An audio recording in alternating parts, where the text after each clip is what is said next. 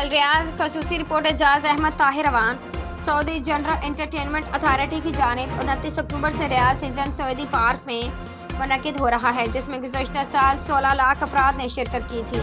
45 دن سعودی park میں 7 ممالک پاکستان، ہندوستان، بنگلہ دیش، سوڈان، فلپائن، نیپال اور انڈونیشیا کے ثقافتی پروگرام منعقد ہوں گے، جس میں ان ممالک کے مشہور گلوکار شرکت کریں گے۔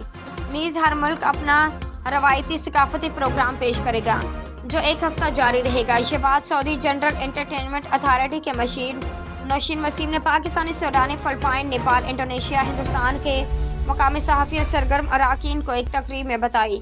انہوں نے بتایا کہ جنرل انٹرٹینمنٹ اتھارٹی کے وزیر ترکی الشیخ کی سربراہی میں، جو ولیعہد شہزادہ محمد سلمان کی ہدایات پر 2023 ویژن، جس میں سعودی عرب میں ثقافتی سرگرمیوں کا فروغ شامل ہے، اور نہ صرف سعودی عوام بلکہ یہاں رہنے والے دیگر ممالک کے اہل خانہ کی تفریحات کو بھی شامل کیا گیا۔ ترکی الشیخ ثقافتی سرگرمیوں کی نگرانی کر رہے ہیں۔ نوشین وسیم نے بتایا کہ دیگر ممالک کی طرف پاکستان کے مشہور فنکار، جن میں گلوکار نبیل شوکت اور گلوکارہ پاکستان سے اپنے فن کا مظاہرہ کرنے آ رہی ہیں۔